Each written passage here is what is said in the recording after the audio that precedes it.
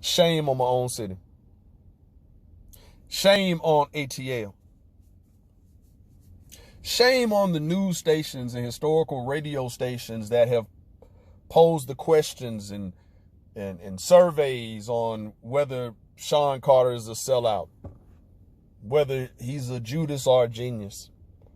Shame on us for this conversation and this criticism. Somebody said, "Wait a minute, Marcus. Well, that's you talk that all the time." Yeah, we seem to have short memories. How in the hell are we now having this conversation when Super Bowl Live of last season was right here in our cities and various artists, living legends? We didn't have a word to say about them. We were so excited about the resurgence of one of the greatest hip-hop groups of all time, that being Goodie Mob.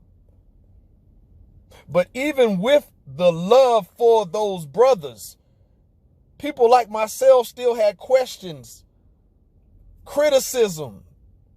People like myself engaged Brother Gipp over radio airwaves one day. People like myself engaged JD on social media. Now you got JD saying that Jigga signed the same deal that he asked him not to. Well, how the hell is that, JD? When Super Bowl Live, a 1 week, every day of the week concert leading up to the big day of Super Bowl here in Atlanta, was a shake your booty, shake your ass, zero teaching, zero components of social justice. Furthermore, the Waffle House protest, no matter if you were pro or against, we know that it was engaged. You've got JD carrying the Lombardi trophy around into the Waffle House and making social media posts with the captions, "Took that BIH to Waffle House," shitting on those of us in the movement. You've got CeeLo, who I got love for. Had love for JD. I know he could give two shits about whether I got love for him or not, but I promise you there's those that do. CeeLo publicly saying, "Fuck them protesters." And then some comrades spoke with him and he came out with an apology. You've got JD that met with some of the mothers and a father whose children had been slain by police. Disrespected one of the mothers. What's up, Miss Thomas? In that meeting. Flew in a comrade that I'm cool with, my son, and I've talked to him about this, so I have no qualms with putting it public. But you got JD who flew in a cat from New York as a mediator. Where the hell they do that at? I doubt a person like Diddy or someone else would have flew in a cat from ATL to mediate a meeting with mothers of New York City.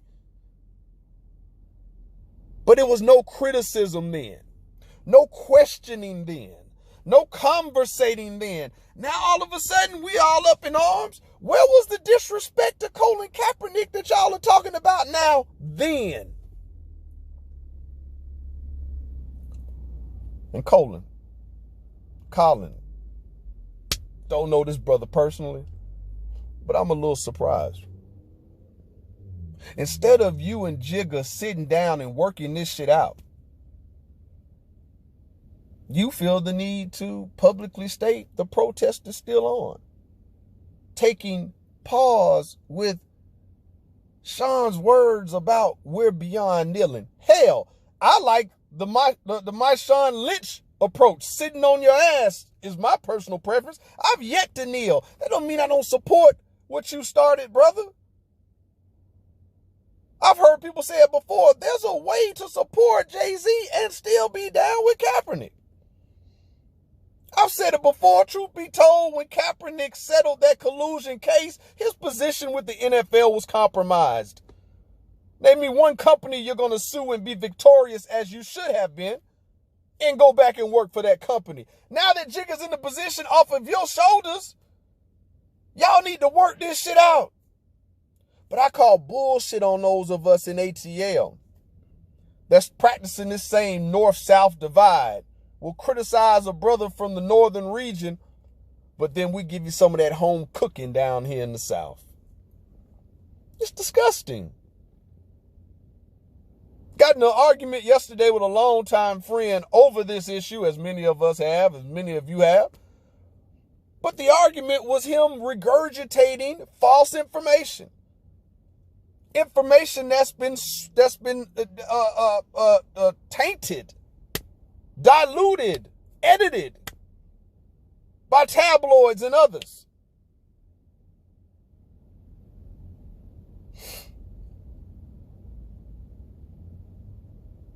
It makes us disingenuous and hypocritical when we criticize those from the north, and we had a slew of living legends that were engaged in strictly shake your ass celebrations right here in Atlanta.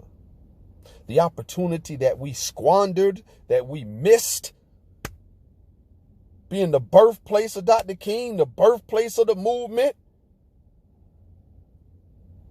having the stadium in that damn gentrified spaceship with the only fat black founded university right across the street that has not reaped one benefit from it. The fact that the Atlanta Falcons have been one of the only teams that have zero support for Colin Kaepernick. Now I'm seeing folks sharing Atlanta would be the perfect spot for Colin. Are you crazy? Do you not remember the mural of Colin they knocked down right before the Super Bowl celebration? This city as a team of the Falcons could give a shit about Colin Kaepernick. They could give a shit about the social justice protest. Y'all got me hot this morning, man. See, because this directly affects what my life's work is about, what my purpose on being here is about. See, plenty of you, no matter how the pendulum swings, it don't affect you one way or another.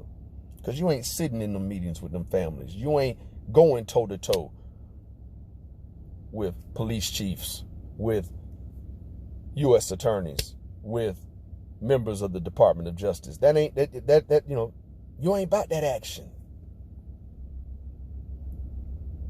But yet you want to criticize and tell those of us who are. So I call bullshit, ATL. There's no way in the hell that you let JD, Goody Mob, Big Boy slide and ride on damn Sean Carter. Something's wrong with that picture. Last but not least, AB 392. The new legislation. Salute to comrades like Beachy and Uncle Bobby out there in Oakland. The California legislation now that is tweaking the verbiage as it relates to deadly force by law enforcement. Is it everything that we want in the bill? Hell no. I'm so sick of some of y'all, man.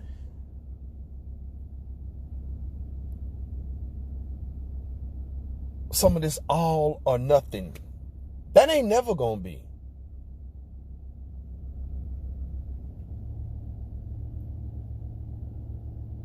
Truth be told, it is a step in the right direction that needs further steps. But here we are in Georgia and those that criticize in other states when you still on redneck legislation.